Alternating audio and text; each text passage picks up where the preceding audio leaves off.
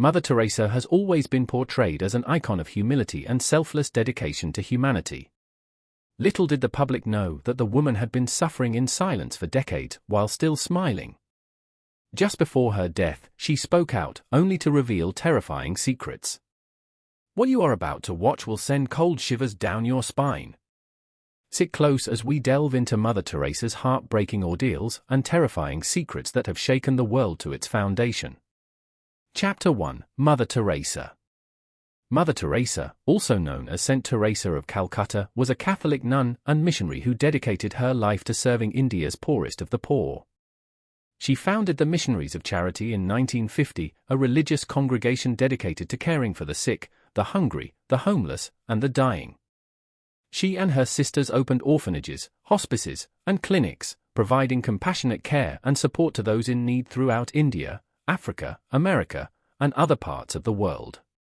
Her life was marked by charity, love, care, compassion, self-denial, altruism, and fervent devotion to God.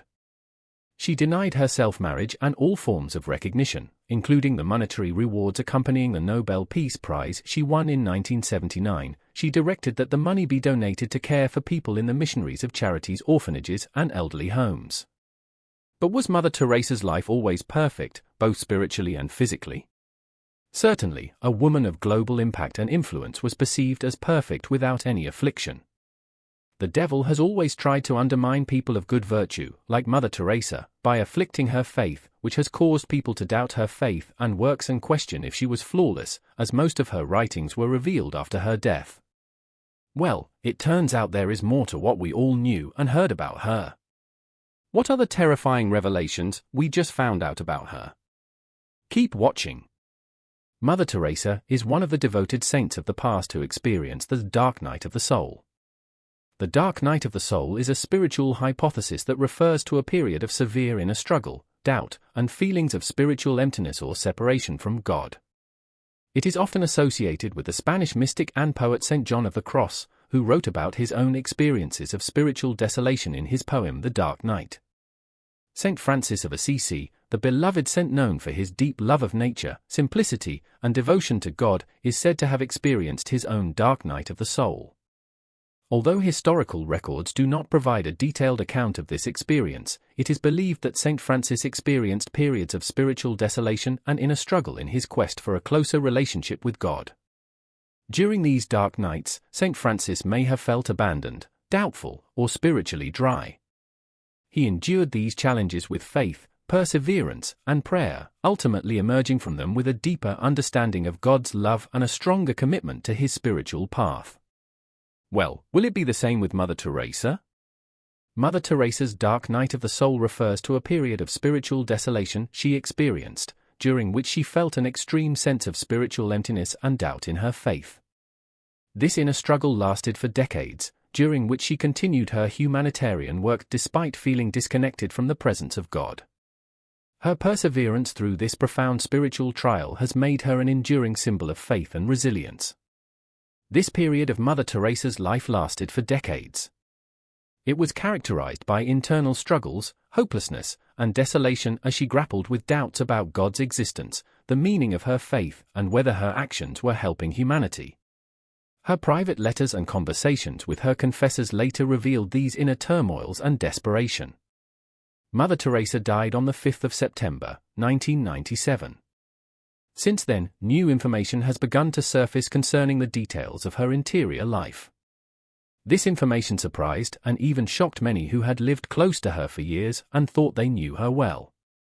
For it now emerges that, in marked contrast to the shining, external radiance of Mother's presence among us, her inner world, the unseen, hidden places of her mind and heart, were, for many years, and to our great bewilderment, caverns of a seeming emptiness, zones of almost total darkness.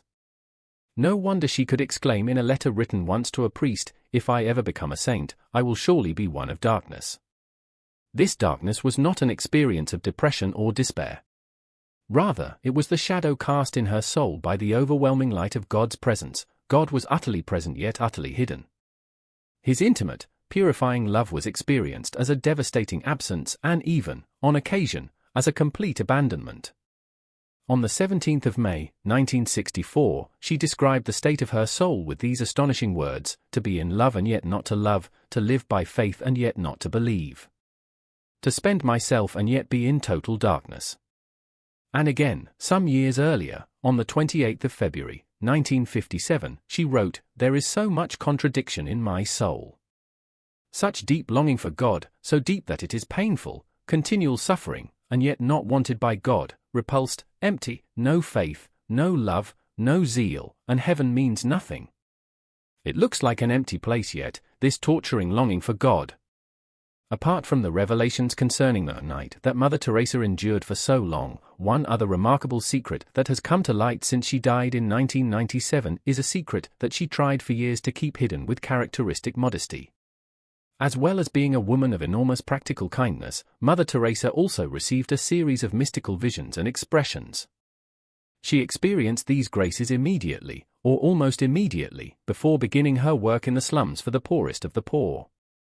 Jesus asked her directly and most vividly to change her life utterly and requested that she establish a new religious society or community of nuns. "I want Indian nuns, missionaries of charity, who would be my fire of love amongst the poor, the sick, the dying and the little children."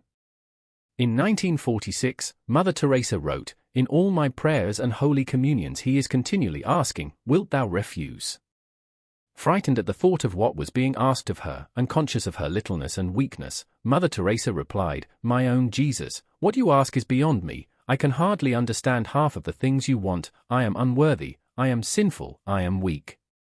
But, by way of response to these words, at some point later in the interchange between them, she hears Jesus saying to her, "You are, I know, the most incapable person, weak and sinful, but just because you are that, I want to use you for my glory. Wilt thou refuse?"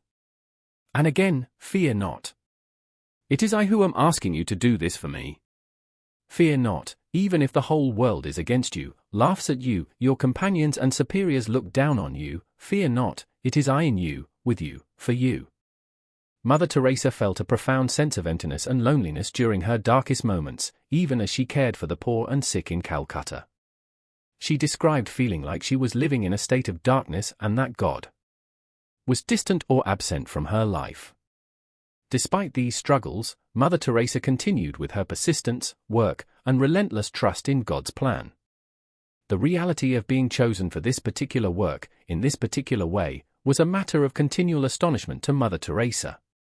She remarked on 3 or 4 occasions, "In this age, more than in any other, God wants to use nothing." Nothing, I discovered, was a word she often liked to use. On another occasion, she declared, "Father Paul, when you discover you're nothing, rejoice." Here, as much as the accent of joy, the note of liberation is speaking. What Mother Teresa means by being nothing is in no way connected to the cold imprisonment of self-mistrust or what is now low self-esteem. Mother Teresa says, "People are drawn to God when they see my strong faith." Is this not deceiving people? More than once, in her private writings, Mother Teresa put this question to herself, and with manifest bewilderment. The root cause of her bewilderment was the marked contrast between, on the one hand, the fountain or river of blessing which seemed to pour out, through her, to others from God and, on the other hand, the utter coldness, darkness, and aridity of her interior spirit. On one occasion, Mother Teresa confessed, "When I open my mouth to speak to the sisters and people about God and God's work, it brings them light, joy, and courage. But I get nothing out of it. Inside, it is all dark, and feeling that I am cut off from God." It would appear then that, about the question of her darkness, Mother Teresa herself remained confused for many years. On the 8th of November, 1961, she wrote, "I don't know what is happening to me." And again, earlier in the same year, "My very life seems so contradictory." No wonder she could, on one occasion, find herself praying, "Jesus, don't let my soul be deceived, nor let me deceive anyone." Indeed, Mother Teresa often approached God in deep poverty of spirit.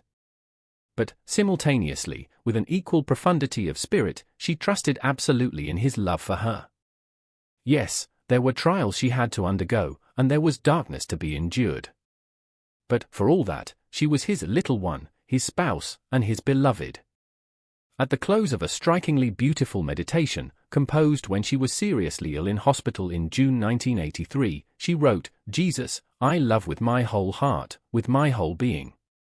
I have given him all, even my sins, and he has espoused me to himself in tenderness and love." Mother Teresa's experience of the dark night of the soul has been seen as a testament to the depth of her faith and her willingness to endure suffering for the sake of others. It also serves as a reminder that even the most devoted and saintly individuals can face periods of doubt and spiritual crisis. Mother Teresa's journey through the dark night of the soul exemplifies perseverance, faith, and trust in God's mysterious ways, even amid profound suffering and uncertainty. Her ability to continue serving others with love and compassion despite her inner struggles is a powerful testament to the strength of her character and her commitment to her calling. But why would a woman who so passionately loved her God go through all that? Still, people picked some flaws in her life. Why was she emotionally and psychologically tortured with endless controversial claims? Chapter 2: Controversies about Mother Teresa. Mother Teresa was one of the most influential women of the 20th century. She was a short-bent woman but had a commanding presence. She was a global icon whose humanitarian work touched the inner parts of the earth, from Asia to America and Africa. However, was she really that perfect? Did she really mean good for the people under her watch? You will soon find out. Dr. Jack Prejer was a British doctor who treated the poor for free from 19772. One day, she encountered Mother Teresa's works in a BBC documentary. Moved by her generosity and sacrifice, she started working with her but soon discovered that most of her reputation was false.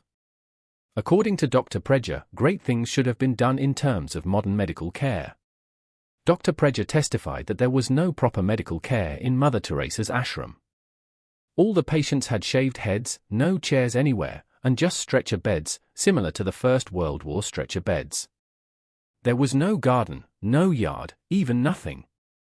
40 to 60 men and women were compacted in one room and the same case in another room, with injection needles that were no longer sharp and repeatedly used in many people.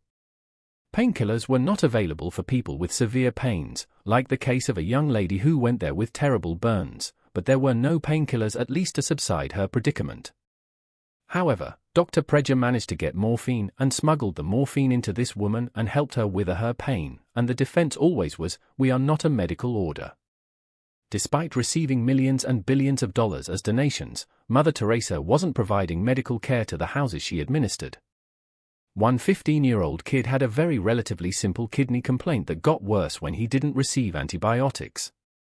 Consequently, he needed an operation, and she said, "Well, they will not take him to the hospital." I said, "Why?" "All you have to do is get a cab, take him to the nearest hospital, demand that he has treatment, and get him an operation." She says they don't do it. They won't do it. If they do it for one, they must do it for everybody. And I thought, but this kid is 15 years old. Mother Teresa let that 15-year-old kid, who could have possibly survived a simple medical operation, writhe in pain. Mother Teresa had enough money to run a modern hospital for these patients and the poor, but Mother Teresa didn't do that. When people questioned her unconventional ways, she said, "We are not social workers, the work is only a means to put our love for Christ into action." Despite also receiving medical supplies as donations, she never used them. The spiritual mission of Mother Teresa was characterized by pain and suffering. Could this be the effect of the spiritual silence she suffered? Mary Johnson, who formerly worked as a missionary for 20 years, left Mother Teresa's cult and wrote her reasons for leaving this cult in her book. The lives of these nuns in missionaries of charity were filled with manipulation, exploitation, and abuse. Mary Johnson describes a strict regimen of work and prayer, enforced silence, and severe punishments for breaking the rules. Many of the nuns who joined Mother Teresa's order were young and inexperienced, often from poor backgrounds, and vulnerable to manipulation. Mary Johnson's account raises serious questions about the true nature of Mother Teresa's organization and the extent of her involvement in its day-to-day operations.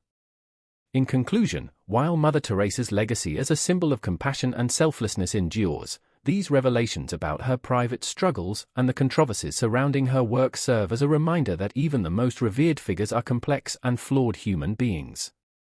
It is important to critically examine the actions and motivations of historical figures, even those who are widely celebrated, in order to gain a more nuanced understanding of their impact on the world. The controversies surrounding Mother Teresa were quite hard. The nuns were told to live in poverty, and they were sent to beg. At the same time, Mother Teresa had all the money in the world. Nuns were only given 2 sets of saris, a traditional garment in India, and they were not allowed to take baths daily. Moreover, they were prohibited from going out alone, watching television, reading newspapers, or speaking with people outside the ashram. They were not even allowed to meet their own families. All communications with the outside world except the once-a-month home letter were prohibited, including talking with co-workers about anything other than work. It is important to note that these aren't confirmed truths, but controversies from those who worked with graced Mother Teresa. How did Mother Teresa navigate this well of endless controversies? Could any of these claims be true? Keep watching to find out. Chapter 3, Yes to God. As the years of darkness came and went, Mother Teresa slowly began to see them as something different from the dark night of the soul described by John of the Cross and experienced by Teresa de Lisieux. She concluded that it was an essential part of her vocation as a missionary of charity. Even as a teenager in Skopje, Teresa longed to serve the poor. When she became a missionary nun, she spent her Sundays roaming the slums around the Loreto compound, bringing relief to the poor. When she received the call within a call, she dedicated the rest of her life to giving the poor, the sick, the lonely, and the dying the love the world had denied them.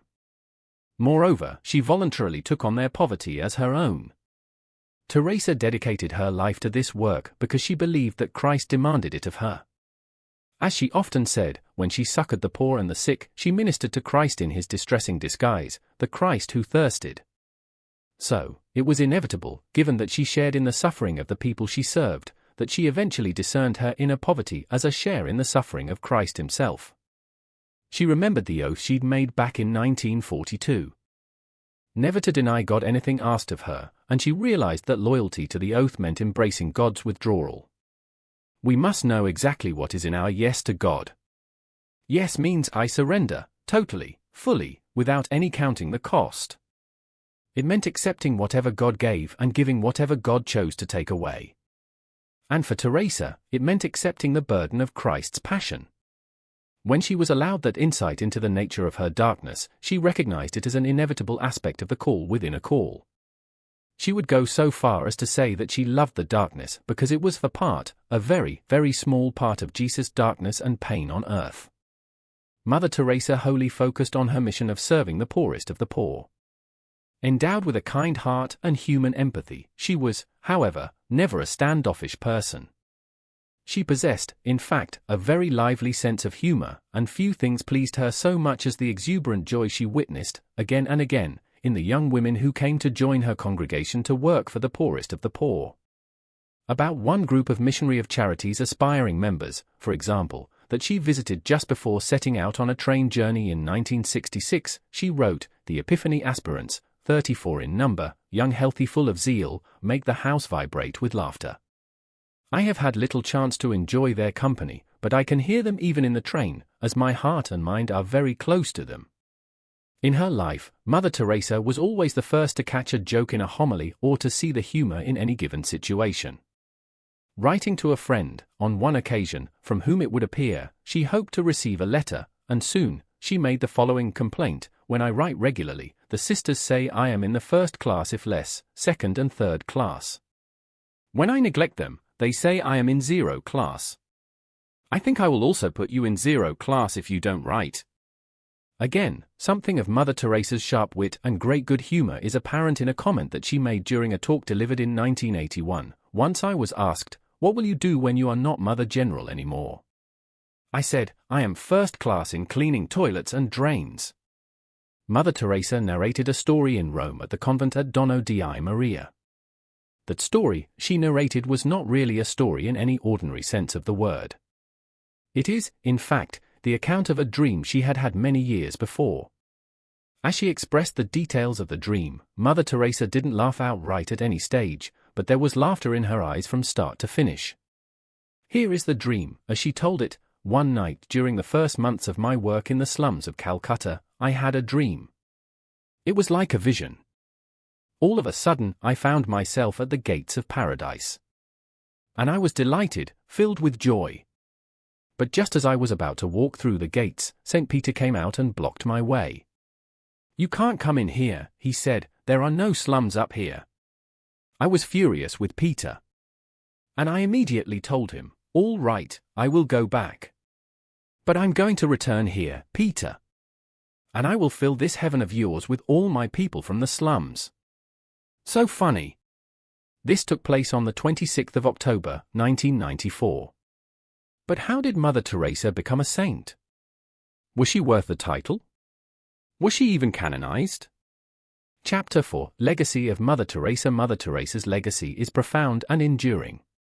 She inspired countless individuals worldwide to follow in her footsteps and make a difference in the lives of those in need. One of her most significant contributions was her commitment to serving those marginalized and forgotten by society. She and her sisters ministered to people living in extreme poverty, providing food, shelter, medical care, and love to those abandoned or rejected. Mother Teresa believed that every person deserved dignity and respect regardless of their circumstances, and she worked tirelessly to alleviate their suffering. Mother Teresa's work extended beyond physical care to encompass spiritual nourishment. She believed that the greatest poverty in the world was not material deprivation but spiritual emptiness and loneliness. Through her example of selfless service and compassion, Mother Teresa inspired others to cultivate a deeper sense of empathy and kindness towards their fellow human beings. She emphasized the importance of love, forgiveness, and humility in building a more compassionate and harmonious world. Mother Teresa's legacy also includes her advocacy for peace and justice on a global scale. As a Nobel Peace Prize laureate, she spoke out against war, violence, and injustice, calling for reconciliation and understanding among nations and religions. Mother Teresa believed that true peace could only be achieved through love and compassion, and she encouraged individuals to work together for the common good. In addition to her humanitarian work and advocacy efforts, Mother Teresa's legacy lives on through the Missionaries of Charity, which continues to serve the poor and needy in more than 130 countries worldwide. The organization runs homes for the sick, disabled, elderly, and homeless, as well as orphanages, schools, and soup kitchens. Mother Teresa's example has inspired countless individuals to volunteer their time and resources to help those in need, creating a ripple effect of kindness and generosity that transcends borders and cultures. Mother Teresa passed away on September 5, 1997, but her legacy is a beacon of hope and compassion in a world often plagued by suffering and division. Her life serves as a reminder that even the smallest acts of kindness can make a significant difference in the lives of others. Mother Teresa's legacy challenges us to look beyond ourselves and reach out to those most vulnerable and in need, embodying the true spirit of service and love she exemplified throughout her life. Teresa's final years were ones in which poor health and physical suffering became her daily burden. Just a few months before her death, suffering from heart failure and pneumonia, she lay in a hospital bed, unable to speak because of the bronchial tube that had been inserted to help her breathe. She tried to communicate with her caretakers by writing on slips of paper but was too weak to do so. Finally, mustering all her strength, she could scrawl, "I want Jesus." Mass was celebrated in her hospital room, and she was able to take a small amount of the consecrated wine. But given her decades of living without a sense of Christ's presence, it's not too much to conclude that she also meant she wanted the darkness of God's withdrawal to end. She'd spent over 50 years reliving Christ's passion. If it was God's will that she suffered, so be it. But she longed for it to end. In 1962, in the second decade of her sense of abandonment, Teresa wrote something that anticipated her later understanding of her vocation to suffer the passion of Christ. "If I ever become a saint, I will surely be one of darkness. I will continually be absent from heaven, to light the light of those in darkness on earth." This is an extraordinary thing because it suggests that Mother Teresa was willing to relinquish the joy of heaven for the sake of those of us who also lie awake in the night wondering where God has gone. No one would deny that the diminutive nun who served Christ in his distressing disguise for over 50 years deserved some rest. But Teresa thought otherwise. Her lifelong dedication to serving God in his people was, so far as she was concerned, only an apprenticeship for her real work after she died. Chapter 5: Canonization of Mother Teresa. The canonization of Mother Teresa on September 4, 2016, was a momentous occasion that marked the climax of a long and meticulous process that recognized her extraordinary life of service and devotion to the poor and marginalized. She was born Agnes Gongsha-Bohakshiu in Skopje, Macedonia, in 1910. Mother Teresa felt a calling to serve others from a young age. At 18, she joined the Loreto Sisters and traveled to India, where she took her final vows and became known as Sister Teresa. Mother Teresa's journey to sainthood began with her tireless work in the slums of Kolkata, India, where she founded the Missionaries of Charity in 1950. The organization focused on providing care and support to the poorest of the poor, including the sick, orphaned, and dying. Mother Teresa's selfless dedication to serving others earned her international recognition and numerous awards, including the Nobel Peace Prize 1979. Despite her fame and accolades, Mother Teresa remained humble and focused on her mission of love and compassion. She once said, "Not all of us can do great things. But we can do small things with great love." This simple yet profound philosophy guided her work and inspired countless others to follow in her footsteps. Mother Teresa's canonization procedure began shortly after she died in 1997. The Catholic Church carefully examined her life, writings, and works to ensure that she met the criteria for sainthood. One key requirement for canonization is the verification of miracles attributed to the candidate's intercession. In Mother Teresa's case, 2 miracles were officially recognized: the healing of a tumor in an Indian woman and the healing of a Brazilian man with multiple brain abscesses. On September 4, 2016, Pope Francis declared Mother Teresa a saint during a solemn ceremony at the Vatican. The canonization of Mother Teresa was a cause for celebration not only for Catholics but for people of all faiths and backgrounds who admired her unwavering commitment to serving the poor and vulnerable. Saint Teresa of Calcutta, as she is now known, continues to inspire millions around the world with her example of love, compassion, and selflessness. The canonization of Mother Teresa was a fitting tribute to a remarkable woman whose life embodied the values of faith, service, and humility. By recognizing her as a saint, the Catholic Church honored her legacy and provided a shining example for future generations to emulate. Saint Teresa of Calcutta's message of love and compassion remains as relevant today as it was during her lifetime, reminding us of the power of kindness and selflessness in making the world a better place. Thanks for watching this video. While you're still here, check out the other videos you see on your screen.